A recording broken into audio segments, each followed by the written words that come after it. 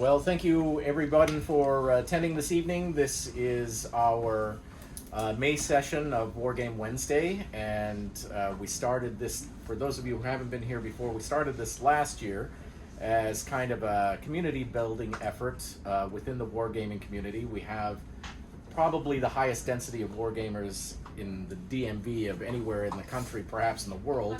But we have a tendency to operate in silos, not talk to each other, not play games with one another. So this was a effort to kind of fix and address that. We're also blessed by having a variety of very talented wargame designers, both in the professional space and in the hobby space here in the region. And so it made it easy enough to haul folks over here to talk a little bit about wargame design, and then, or historical game design, I should say, and then also, have an opportunity for open gaming and for folks to get to know one another.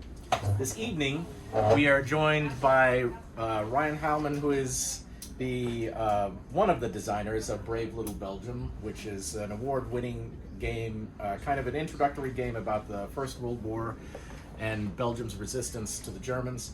But of all of the designers we have had here, he wears the most hats in the hobby. He is a game designer, a very accomplished game developer, also does editing and art and all of the other production work that goes into game design. So feel free to ask him anything, and if he can't answer it, well, no one can probably at this stage.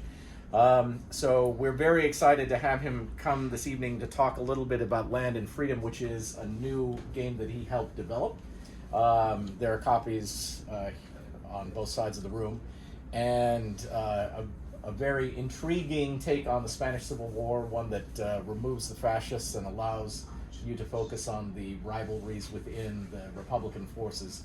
And I'm very excited that Ryan was kind enough to come all the way down across the river and brave the various driving hazards between Maryland and the district. And thank you very much for being here tonight. Thank you. I appreciate it. Thank you. Appreciate it so much. So yeah, my name is Ryan Heilman, and I should probably start off by saying by trade I am not a game designer, I'm not a developer, I'm not a graphic artist. It sounds wonderful to say all these things, but really I'm a teacher, okay? And obviously teaching, I can teach through games, which is a wonderful thing to do, but typically I teach high schoolers. I teach them technology, I teach them how to do computer science, how to build catapults and cranes and all these other kind of crazy things that we do in class. Games is a hobby. It always has been for me. It's one of my loves. And when I was a little kid, playing D&D, playing Axis and Allies, playing old Avalon Hill games. In fact, I grew up a mile or two from Avalon Hill. You know, we used to drive our bike over, hoping to see maybe some game would fall out of the back of a car, or maybe there's one on the loading dock we could take. We actually went to a high school where Avalon Hill games were on all the shelves. So we could just grab that out and play it during free periods or that sort of thing. So we were very, very blessed and lucky. My first game, as you said, was Brave Little Belgium. And this was designed by myself and a man named Dave Shaw. And Dave Shaw and I have known each other since we were 5. We both went to that same high school, and we both, grade school. And we went to different high schools. And we both fell in love with gaming all at the same time. So we developed and designed this game. This was his original idea. He pitched it to me. I liked the idea, and then I took it and ran with it. And it has spawned 2 other sort of sequels. They're kind of a series of games. One is White Eagle Defiant. That's the start of World War I. This is the start of World War II. And then a World War III-ish kind of thing. I don't know. Anyway, Monsters, Ginormous Pod. Okay, same type of system, but science fiction. This is 2050 AD. And the basic concept behind this game is, what would war in the future look like in a board game, but almost pictured from a 1950s monster movie perspective. Okay, and that's the most recent one that's out, using a lot of the same mechanics from the other 2 games. I thought those were Russians. Yeah, Will Lombre did all the artwork on that. He did a great job on that. Beyond designing, I've also recently got into some other areas of gaming, as Jason said. I started doing some graphic artwork and as well as developing. I was very lucky. Wes, where I say hello, Wes is right over here. Wes Crawford. I was lucky to work with Wes on a couple of prototypes for his game. One of which is coming out, Engine Thieves from Compass. Yes. Compass coming out, as well as some other companies working on manuals, things like that. And then I started getting into development, and that's really what I wanted to talk about today, because I think a lot of people have an idea what a designer does, but I think developers kind of a mystery. Like, what does that person do? And I think sadly enough, the publishers sometimes are not sure what they do, because you'll ask 15 different publishers what a developer is, and none of them will give you the same answer. And so I will tell you, one of the things that I have to do anytime I get talked to a publisher, they say, "Oh, we'd like you to develop this game." I have to say, what exactly does that mean to you? Like, I don't know why I'm looking at Kevin here. I guess he's a publisher. And I say, what does that mean to you? What exactly you're looking for me to do? Because it means something different to everyone. And that's really what I wanted to focus on tonight, is spend a little time talking about development and take a look at a couple different games that I worked on and developed. Development, that concept. If the designer is the kind of the creative force, we like use that word creativity. Jason, designer, he's very creative. He has very creative games. Wes, designer, creative games. Myself, I think creative games. The developer's a little different. They have to have a little bit of a different mindset because they do a little bit of a different job. I like to think of it as like the game from the designer on its first incarnation is kind of like that diamond in the rough. And the developer has to be the one that polishes that diamond and makes it better. And so if designing is all about that creativity, then the developer is all about that kind of attention to detail. Because it could be anything from just taking a game and getting it ready to really taking that game from its infancy and really progressing to the part where it has all finished artwork, it's ready to be published, and that sort of thing. And there's a lot of deadlines with that. There's a lot of working with artists and publishers and manufacturers and all sorts of different things in that process. So it's a very tricky process. How did I get into this? Well, I got into it because of Hollandspiele. Hollandspiele was nice enough to publish my first game, and they published my next two games. And they were impressed by my attention to detail in the production of these three games. And so they came to me once and said, "Can we meet and talk? We have a game that we are interested in. We signed, we like it, we're ready to have it published, but it needs a developer. We normally do developing for it, but this is just not in our wheelhouse, so we need somebody that can take it and do it. We think you're the person." I said, "Okay, well, let's meet." And we talked. I said, "Well, what's the game?" And he said, "It's called That Others May Live." And it's a Vietnam search and rescue game. And it's put out by the same guy, Brad Smith, that designed NATO Air Commander. And I remember reading that Hollandspiele had a little bit of a tricky time developing that game, because it's just not their area. It's not what they're interested in predominantly. And so I said, okay, and we worked it out. And I wasn't given a lot of directions as regards what it was going to be. They basically said, "We like the game, take it, don't change it too much. Handle the play testing, get the feedback to Brad, tighten it up." It's like, I could do that, And I kind of went in with a certain concept in my head as regards what that would be. And really that was based on how I design and what I do. So I thought, okay, well, that's not a big deal.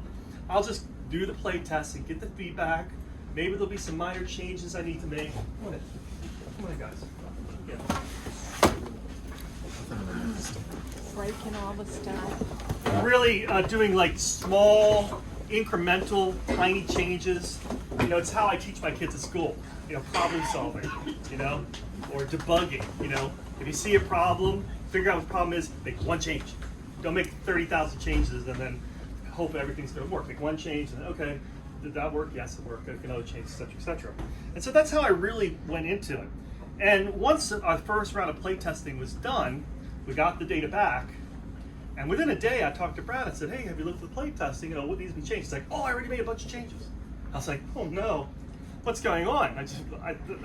And what I didn't realize was that Brad had a really fantastic grasp of the big picture and worked in a very different way than I could.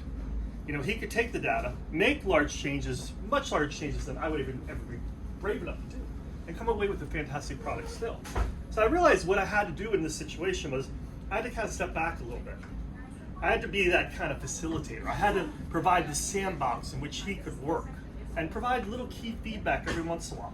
Maybe do a little graphic change, maybe revise a map a little bit here and there, but not be a firm hand on top of it. Let him explore, let him figure out.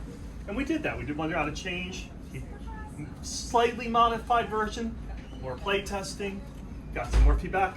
He made a really bloated version. I mean, the manual went from like 10 pages to 50 pages. It's like feedback, that was too much. And what he came out with was this lean and mean version of the game that was just fantastic. And we sent it off, because we were done, we sent it off to Hollandspiele. We got it done on time, by the time they wanted it. And they were really impressed, like, wow, this is fantastic. And they're just now in the process of taking it, getting the map done, getting the cards done, getting all the graphics done. It's going to be out May, June. And that was my first experience. After that experience, I got a call from Steve Jones.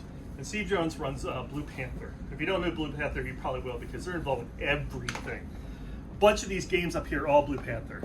This is Catastrophe Games, but it's printed by Blue Panther. This is Historical Game Company, printed by Blue Panther. Hollandspiele, printed by Blue Panther. Well, Steve said to me, and I knew Steve because I worked with Steve at conventions. I would go and work the tables, selling games, talking to people like you. And he said, would you be interested in working to develop some games for me? I want to get back into publishing. I said, that sounds interesting. So I said, let's do it. I'm interested. And of course, I asked him, what does that mean to you? Well, what it meant for him was a little bit different than what I did for Hollandspiele. For him, it was going to be taking that game, whatever it was going to be, from the roughest state all the way to the end, all the way to be ready for publication. Blue Panther is a print-on-demand company. So anytime they get a request, they just print it up and send it out. So we are able to turn around things much faster than in a more traditional sense. We don't have to wait for that container ship to come back from China to get the games to us. So we're able to get a game, develop it, and get it out in like 3 months. And so the first game we worked on was actually this one right here, Struggle for New Friends. And the reason we picked this game is because we looked through, Steve wanted us to focus on the games that he had rights to print from a company called Schutz. And we looked at a bunch of different games, and I couldn't find the one I liked. But I saw this one, and it attracted me because, well, it needed some work. And secondly, I knew Bill Molyneux. He lives like a mile from me. And I knew Bill Molyneux did some very simple games, simple component games, nothing too fancy, nothing too crazy. He likes that game that you can kind of play with your son or daughter or parents or whatever, and which is not too dissimilar from Brave Little Belgium in my mind. So I thought, okay, let me go look at it. That's a good test case. This would be a good game to do as a test case. So we worked on it. Steve hired Tim Allen to do the map, to do the cover. I, as a developer, kind of stepped over from being a developer and also got into the graphic end of things, doing the counters, doing the cards, doing the rule books, etc., etc. And we ended up producing, I think, quite a nice looking game, which is the second edition game, which is this one right here. So you can kind of see just from the box alone. And feel free to come and take a look, but all redone, cards redone, map redone, counters redone, everything was redone for this second edition game. I'll show you a map for a second. This is a map that Tim Allen did. You can see where we were going with this. Much larger map, nicer map, more colorful map. Easier to use. We did do some changes. I mean, Dave Shaw, a guy named Kenton Kelly, who's an accountant by trade, but he's working with us. And a bunch of others. We did do some changes to the rules, make it a little bit even simpler. And it was an interesting development process because Bill, when we talked to him, I said, Bill, what do you want us to do with this? He said, well, there's one problem with it. It's with how the leaders are killed. Fix that, otherwise I don't care.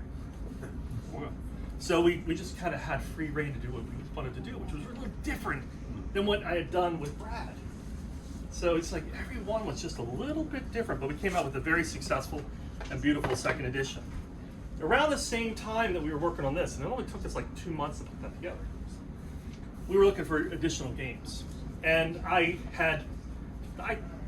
troll around Twitter, I don't know if that's the right word, but I'm on Twitter looking and seeing what's out there, and I saw a guy named Alex Knight out of Philadelphia. And Alex had 3 games that he had prototypes for, and he had electronic versions on Tabletop Simulator. One was about John Brown. One was about the Russian Revolution, and one was about the Spanish Civil War. And the one that I said I wanted to do, or was interested in, was John Brown. I was like, John Brown, that sounds interesting. Who has a game with John Brown? So I said, I contacted Alex, hey, can you demo John Brown? Sure. Got it on Tabletop Simulator, I played it, liked it. I thought, this is an interesting game. I told him, I said, I like it, I got 2 reservations.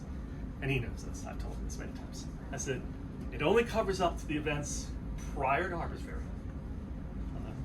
And I wasn't sure about whether it would be the most replayable. I said, but let's continue trying it out. So I said, you're gonna be at WVC? He said, yeah. I said, great, I'll meet you at WVC, we'll try it again. We tried it again, I still liked it. I'm thinking, I had these reservations in the back of my head. So I said, what else you got? He's like, well, I got Russian Revolution, but I'm pitching that to this other company. I said, I don't want to step on their toes. I said, what else you got? I got Spanish Civil War. Bring it over, let's try it. Whew, I was blown away. It was just this amazing game. That's the one we're gonna possibly demo tonight. I think they have 2 different versions of it up that we can demo, which is awesome. And they're now carrying it, this game. We ran out, I think we sold out, but we're gonna be carrying it at Labyrinth Games.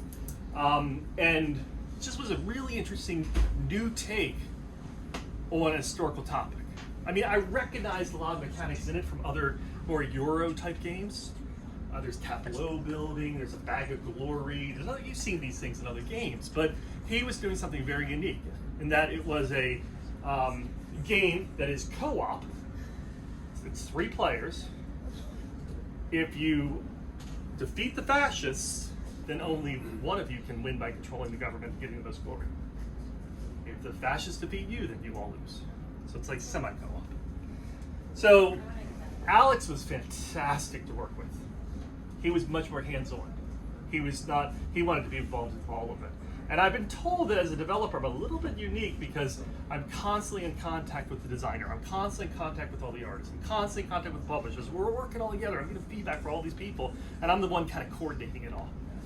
And, he was giving me edits and giving me thoughts on artwork, and just wonderful collaboration, and really produced in the end a really fantastic game. One that we were very, very happy with, and one that has done extremely well so far. I mean, people are talking about it. Best game of 2023, best game of 2023. And so it's been a fabulous game for us. And again, we finished that in about 3 months. Now, admittedly, Alex worked on it for 5 years. But he had it so good, he had 90-some% done. There was very little to do. I was talking to Wes earlier today because he said, well, what did you do? I said, well, we had to figure out how we were going to do the standees. We had to figure out the bots. We had to figure out the artwork. And that was about it. Because he had everything else done so well. And so my job was just to make sure that with the final product that was out there, was as good as the original, if not better than that original that he sent me and we played. And that's what we did. It's beautiful artwork, it's beautifully done. So, that is just a quick little overview of what I've done as a developer. I don't want to spend too much time on that. What's the future hold for me? I'm working with Blue Panther on a game on the American Revolution. It's called Road to Independence, coming out any day, as soon as we can get dice. And we are working as well on a fantasy war game with Herman Luttman. That's going to come, we're working on it this summer, and it'll be out as soon as we get it done. It won't take too long, but it's an intense project because it's going to involve a lot of original artwork and things like that we're going to do. So, thank you again for coming. I appreciate you listening to me from a little spiel on developing, and if you have any questions, I'm happy to answer any. Thank you.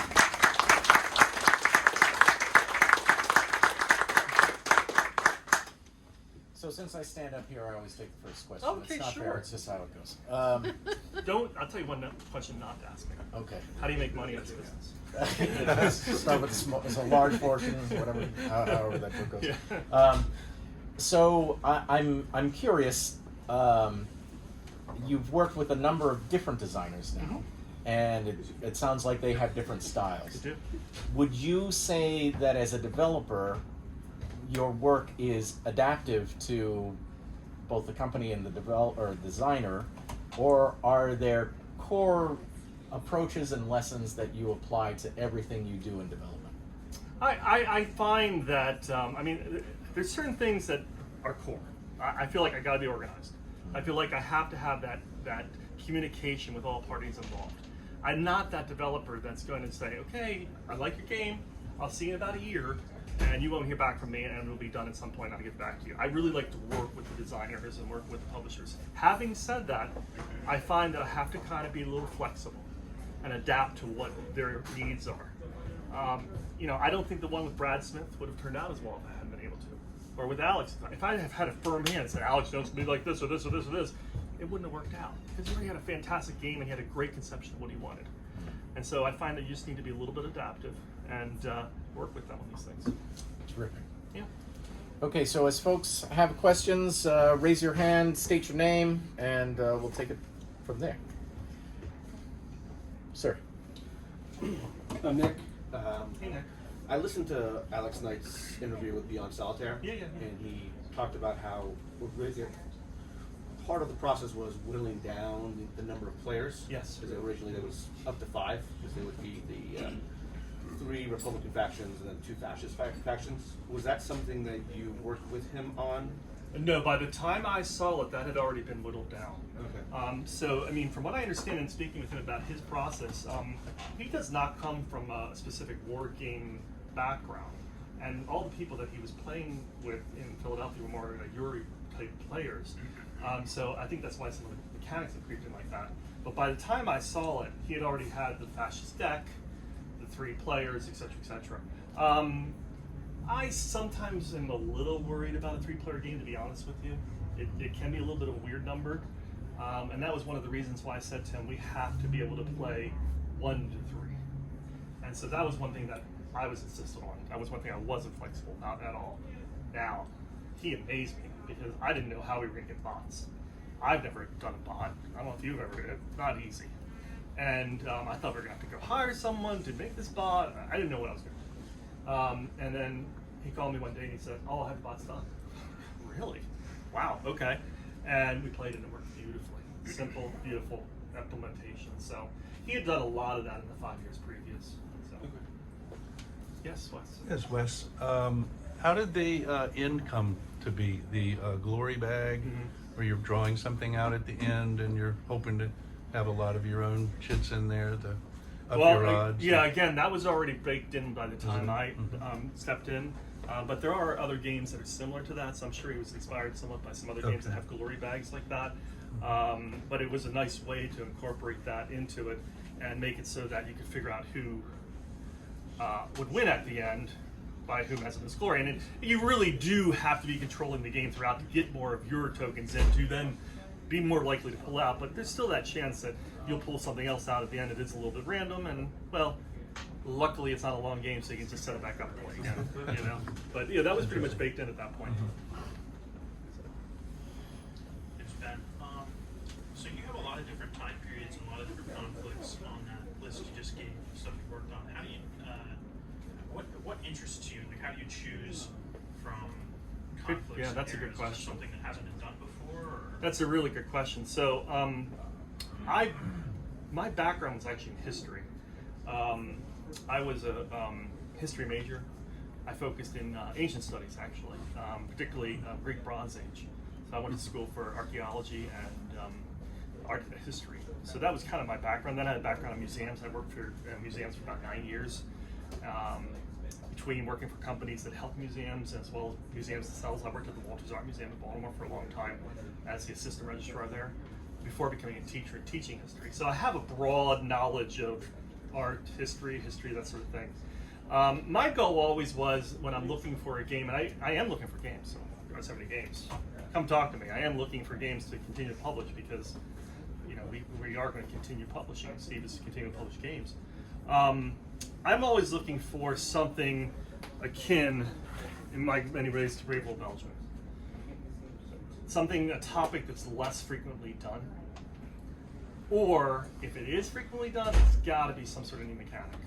Or something, some sort of twist to it. There are plenty of great Gettysburg games out there. There are plenty of great Waterloo games out there. And if someone came to me with a Waterloo game that was completely unique, I certainly would be interested in looking at it, but I wouldn't be the first thing that I would be curious to look at. I will say, like, with this particular one, White Eagle Defiant, Poland, not a lot of games have been done on Poland 39. A lot of people think it's unplayable. Dave, when I first talked to him about doing this, he said, I don't want to do that, that's not playable. But I was able to make it work. And a lot of the reasons why these games work is because in all of these games, the weaker force is going to lose. Poland will lose in this game. Belgium will lose in that game. But how long can you hold off the Germans will depend on whether you win as a player. And I like that kind of concept. I like a David Goliath concept as well. So, you know, so it's got to be something unique, something interesting, or unique, or if it's not a unique topic, something with a unique twist to it. You know, and this one was. I mean, there's not that many games on the Spanish Civil War. There's a handful out there, but he did it in such a unique way. So he was a winner in my mind. Good question. Got a bunch of people right here. Hi, I'm Mark. Yes, Mark. And heard stories about the old days, SPI days, where Dunnigan would have some stroke of brilliance, write it down. The stories are like almost like a back of a napkin sort of thing, and then hand it off to the developer. What do you think of that kind of development? Is that co-design? Is that? Yeah, that's probably more co-design in my mind. I have had those strokes of brilliance. Typically for me, they happen when I'm about to fall asleep, and I don't have that napkin next to me to write them down. There were some things in Brave Little Belgium that I was like just barely falling asleep. I gotta call Dave, you know, and I had this brilliant idea. But no, I don't know. I mean, a designer typically, if I'm going to pursue a game with the designer, I want to see a rule book. I want to read what they've written. Then if that interests me, I want to see some sort of prototype. So I want something that's somewhat ready to go. I mean, if it's 80% and I need to put in 20, that's fine. But I don't want something that's 20 and I got to put in the 80. What if Dunnigan calls you up? Does he call anybody up? Just It'll be for gold futures, apparently. I was told recently. Awesome. We had one question back there. Hi, I'm Chris. Hi, Chris. How commonly do you see statistical or econometric approaches and techniques used in game development to assess like a game's playability and competitiveness and fairness and that sort of thing? Wow, that's a fantastic question. I certainly did some of that in design work, and I definitely have seen designers do it. I haven't personally done a lot of that in development. I didn't take, you know, this game and look and see, you know, that sort of statistical analysis of it, but I've definitely done some of that from the design person. I have not seen a lot. Jason, you? So I think I'm going to pass off to Jason a little bit on this one. So for 1960, I worked with a guy who was a math nerd and could run that kind of statistical analysis relatively painlessly. I think what is happening and what will happen as playtesting moves to more computerized playtesting, that sort of analysis will become easier, not to be confused with easy. But right now, most game companies barely have a developer. They don't have an editor, and you know we're still working on kind of a bare bones basis, to be honest. But unless you're the DoD, and then you still don't do the statistical analysis. That's a really good important point to think about. I mean, and I talked to Kevin about this at one point. Developers, you know, how does a game company get a developer? You know, often it's like, you know, nose goes, or you know, who's going to volunteer to do it today? You know, sometimes there's not any payment in it even. You know, it's ends up being more of the hobby, a love of the hobby type thing, and I don't think that's the right approach. I think these companies really, and Kevin knows that as well, and these companies need to understand that you need to have a strong developer. You need to pay that strong developer a decent amount of money. You need to have an editor. You need to pay that editor a decent amount of money. I'm really lucky. My co-designer Dave Schultz is a copy editor for the Sun, Palmer's Sun. So he's there at the back end, like just checking everything and looking at everything and making sure everything's consistent. And he drives me crazy sometimes because we're like, okay, you need to move this and move that and change this. And I'm like, coach, I've already formatted everything. Give me a second. And I'm changing all these different things. But, you know, it's valuable to have that. And then we've been really lucky because, you know, then what comes out either as designers is just so clean and there's very little errata. And if there is errata, which we did have a couple changes that we made to the rule book of this one, based on some feedback from Dave Thompson. But you know what? We're print on demand. So I got the feedback. Alex took it. He typed up the changes. He sent them to me. I reformatted everything. I sent it back out to Steve. I said, "Here's the new rule book." And he said, "Great. I'm including all the new ones." And we'll put the into the website and on BGG. And Alex wrote up a little page of the changes. So we were able to do that so quickly because of the model that is being used. So, Kevin. Well, no, but that actually, so you've extolled the virtues of print on demand, but are there any downsides to it? There can be some downsides to print on demand. I mean, if you do not have the technology to do, I would say, ultra modern, sophisticated production, then yeah, that could be a downside. I find, what they produce is pretty high quality, pretty good looking, But yeah, I mean, there can be downsides depending on who's doing it, And Steve at Blue Panther is constantly getting new technology and updating things and making things better. I mean, I remember when he first started printing with Hollandspiele, they used to do 2 11x17 maps because they couldn't do a 22x17, and they went in the box like that. Well, then he got the ability to do 22x17. And he keeps adding and adding and adding new technology, which has been really remarkable. And he's always talking to me about something new. I'm thinking about doing this. I'm thinking about doing that. I'm like, okay. But not a whole ton that I can see. It's also opinion. I would also imagine cost aspects Yes. for it. I mean, Yes, there is a higher cost. There is a higher initial cost, obviously, if you're printing on demand than if you were to outsource it to some company in China to do. That is definitely true. But the turnaround time is a lot faster. I mean, I think of this one, Stonewall Uprising, right? Okay, this is a catastrophe game, Stonewall Uprising on Fight for Case Civil Rights. This was on Kickstarter. By the time Kickstarter ended, this was ready to go. They're sending out Kickstarters from this company that are getting there earlier than promised. Kickstarter. How often does that happen? And that's an amazing advantage of that as well. Prototyping. Kevin has used it a lot for prototyping purposes, and that's really fantastic too.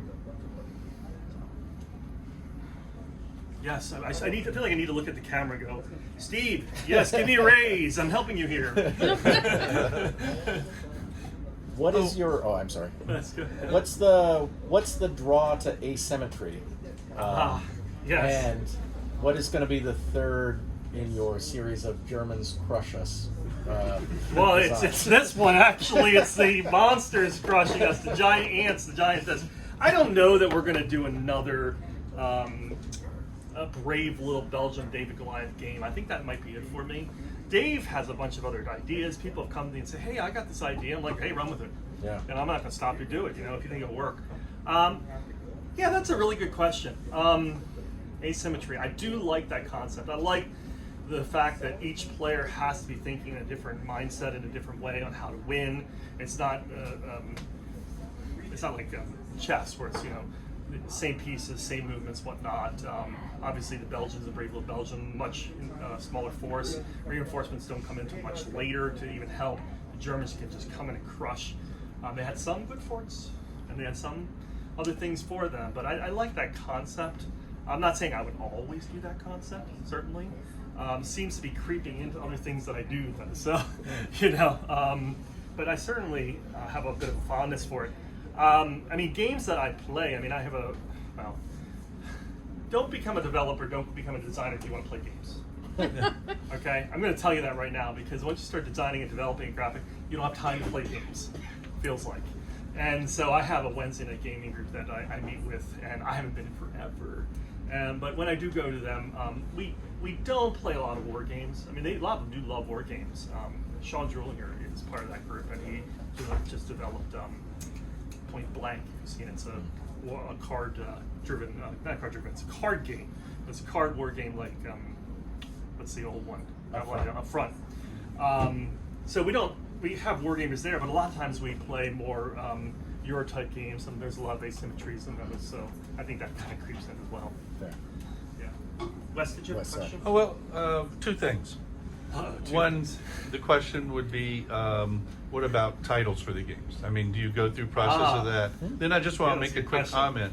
that I liked in this when I was looking through it last night, so I'm trying to get it ready to bring here.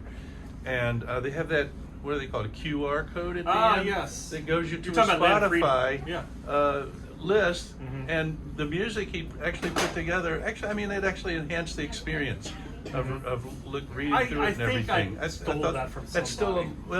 it's But- still like a low tech. Yes, that's solution, one 'cause thing you that don't I've been have to know putting anything in to do it. every game that we do with Blue Panther. So Struggle for New France has music from that time period. Oh, really? Okay. I told Alex I wanted music from the time period for Land of Freedom, and again, there's a little QR code, brings them to Spotify that plays. I got one ready for the American Revolution one. Oh, cool. So this is something I've been doing with all of them. Soundtrack, And that's fun. what was the other question? I now forget. Oh, now it's Names. just the titles. Titles Of the games. That's How- interesting. you have an impact So with that, this or- one already had a title. It had to be this. There was nothing else it could be. And David already come up with the title of this. This one we struggled on.